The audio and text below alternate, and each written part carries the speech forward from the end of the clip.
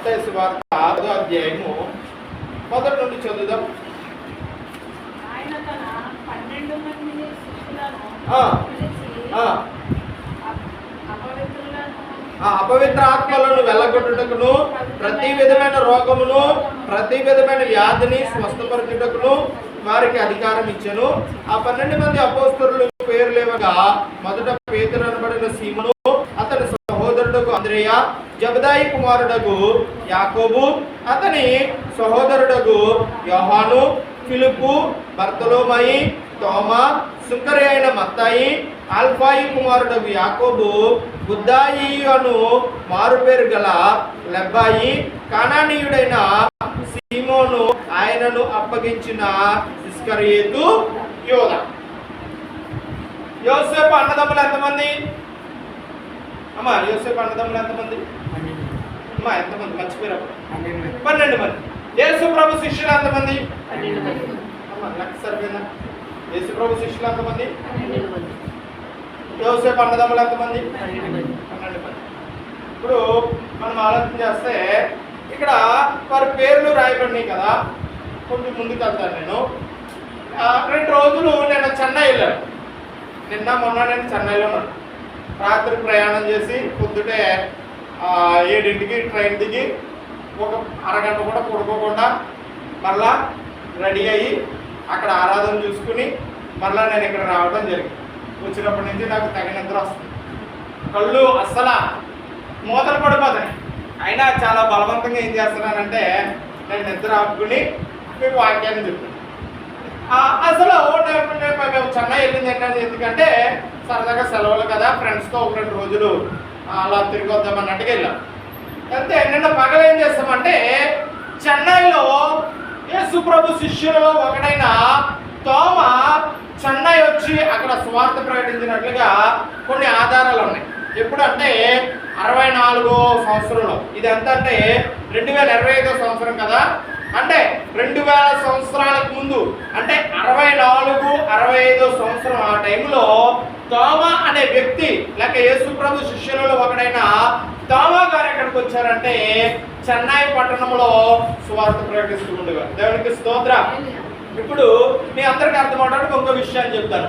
మన భారతదేశానికి క్రైస్తవ్యం ఎప్పుడు వచ్చింది చెప్పండి? భారతదేశానికి క్రైస్తవ్యం ఎప్పుడు వచ్చింది? చాలా మంది అంటారు ఆ భారతదేశానికి క్రైస్తవం ఎప్పుడు వచ్చిందంటే బ్రిటిష్ వాళ్ళు మన భారతదేశానికి ఆక్రమించుకోవడానికి వచ్చారు, అప్పుడు వచ్చిందంట.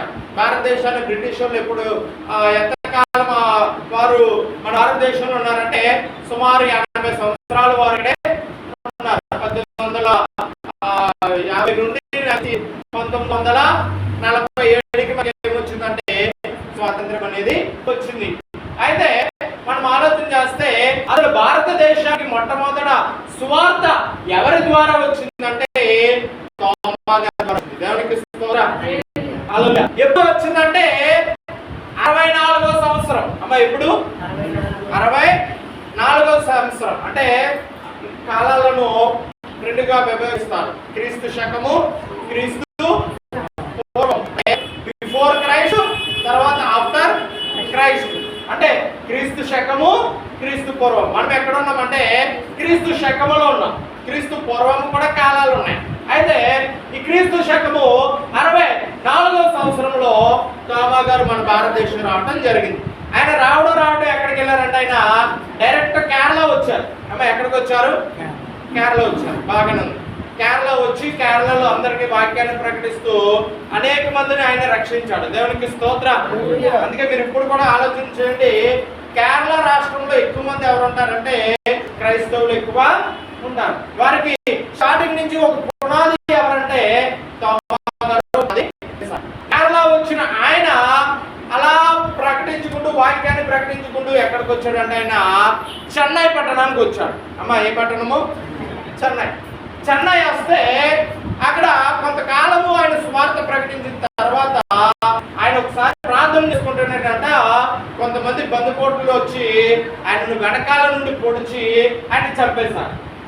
తోమా గారు వెనక నుండి గుర్తు తెలియని వారు వచ్చి ఇతడు వాక్యాన్ని రక్షణలోనికి నడిపించేస్తున్నాడని ఆ కాలంలో కూడా హింసించేవారు, ఈ కాలంలో కూడా హింసిస్తూనే ఉన్నాయి. అయితే మనకు కలిగిన